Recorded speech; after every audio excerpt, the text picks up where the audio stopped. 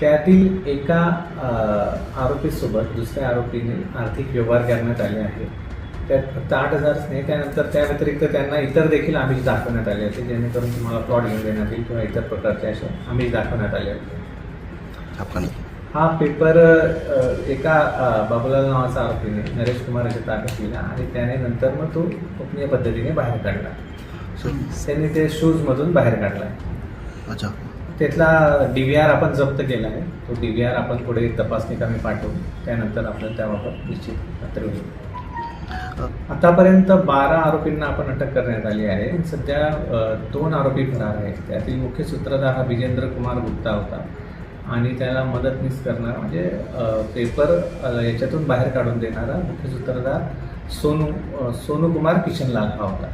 हे दोनही आरोपी सध्या फरार आहेत. त्यांचा शोध सुरू आहे. ते ज्या प्रेसमध्ये असे पेपर छपाईसाठी यायचे, त्यातल्या काम करणाऱ्या कर्मचाऱ्यांना अशी आमिष दाखवायचे आणि त्यांच्याकडून पेपर बाहेर काढल्यावर मग तो मेन इतर एजंटमार्फत तो त्या राज्यात विकल्या जायचा. त्यानुसार ते किंमत मग वाढवत द्यायची. तुम्हाला प्रेसमधून काढलं होतं? तो त्याचा ॲक्सिडेंट झाला होता आणि तो कंटिन्यू नव्हता. तो मध्येच राहायचा. पुन्हा 1.5 वर्ष बाहेर. सध्या तर आपले किती टीम्स आहे ना सध्या त्या ह्या विजेंद्र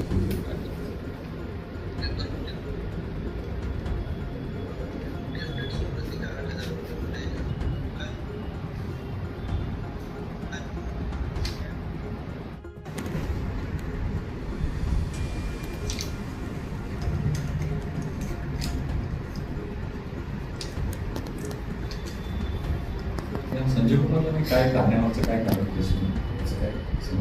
म्हणजे मध्येच राहायचा, पुन्हा 1.5 वर्ष बाहेर निघायचा, पुन्हा परत यायचा, सारखं काम करता.